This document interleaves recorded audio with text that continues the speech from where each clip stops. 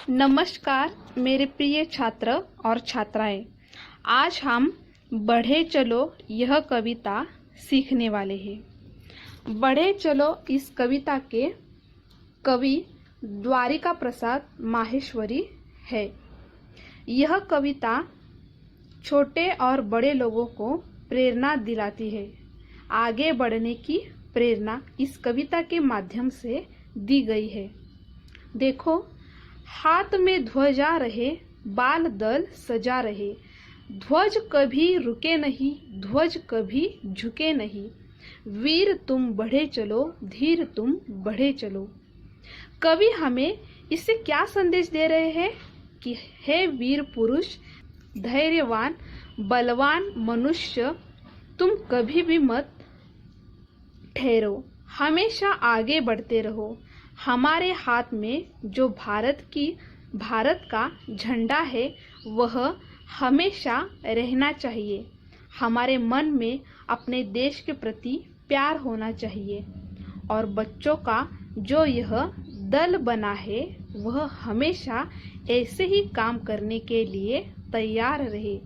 कभी भी कोई समस्या आए तो भी यह बालकों का दल ना रुके, ऐसे वह कह रहा है और हमेशा आगे बढ़ते रहने का सुझाव वह धीर वीर पुरुषों को दे रहा है।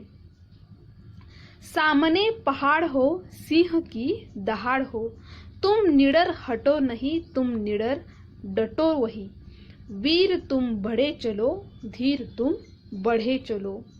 यहाँ पर कवि कह रहे हैं कि अगर चलते समय हमारे आगे बड़ा पहाड़ और सिंह की दहाड़ भी हो तो हमें निडर बनना चाहिए, डरना नहीं है, हिम्मत से काम लेना है।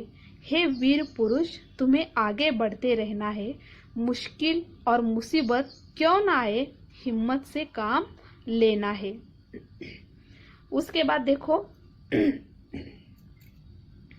मेघ गरजते रहे, मेघ बरसते रहे, बिजलियां चमक उठे, बिजलियां कड़क उठे, वीर तुम बढ़े चलो, वीर तुम बढ़े चलो।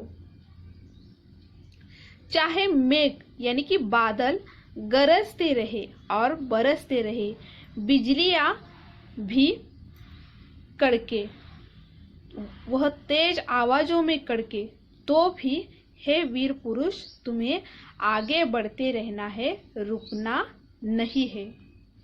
उसके बाद देखो, प्रात हो कि रात हो, संग हो न साथ हो, सूर्य से बढ़े चलो, चंद्र से बढ़े चलो, वीर तुम बढ़े चलो, धीर तुम बढ़े चलो। इसका मतलब क्या है कि चाहे दिन हो यानी प्रात का समय हो, चाहे रात हो, हमेशा हे वीर तुम्हें आगे बढ़ते रहना है। कोई तुम्हारे साथ हो न हो, फिर भी रुकना नहीं है।